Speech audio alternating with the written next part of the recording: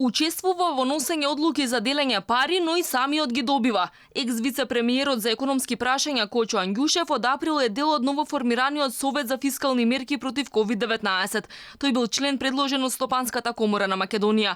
Неговото учество е дискутабилно, бидејќи неговата фирма Брако доби 105.000 евра во вид на помош за исплата на 14.500 денари по работник за месец април, мерка за која Советот дискутирал. Неговата компанија доби и 140.000 евра од Министерството за здравство за изработка на мобилната болница близу инфективната клиника. Ангажманот на Ангјушев најде на неодобрување од страна на поранешниот советник во Министерството за финансии Бранимир Јовановиќ. Ете зошто си лапна неговата фирма 106.000 евра државна помош за само еден месец, иако остварува милионски добивки, а дава плати под 300 евра. Ете зошто и ке нема пари за луѓето што останаа без работа, за сиромашните, невработените, малите фирми. Ете зошто и никогаш нема да не биде.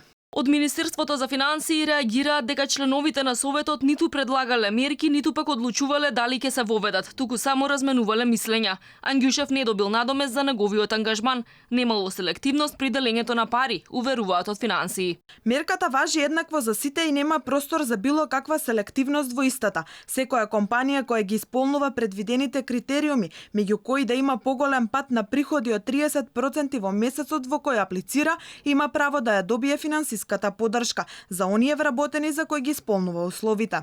Во Советот освен Ангјушев членуваат универзитетските професори Трајко Славески и Борче Триневски, како и научниот советник Павле Гацов. Ангјушев е единствен бизнисмен во ова тело, бидејќи во него нема представници од Сојузот на стопански комори или Комората на Северозападна Македонија. Ова создаде револт кај неговите колеги бизнисмени во двете комори кои не биле ниту поканети да бидат дел од Советот. Тие упатија остра порака до министерката за финансии Нина Ангеловска. Праша зошто тие биле исклучени од дискусиите и по кој критериум само Ангјушев бил компетентен да советува. Со ова од страна на Министерството за финансија е направена директна дискриминација кон останатите релевантни стопански комори и исклучени се од можноста да допринесат во процесот на креирањето и квалитетот на фискалните мерки, кои треба да се носат во интерес на целата деловна заедница и сите граѓани. Инаку Ангјушев беше вице-премиер до јануари кога профункционира техничката влада. Тој тогаш изјави дека нема интерес да биде дел од новиот состав, бидејќи договорот бил неговиот ангажман да заврши дотогаш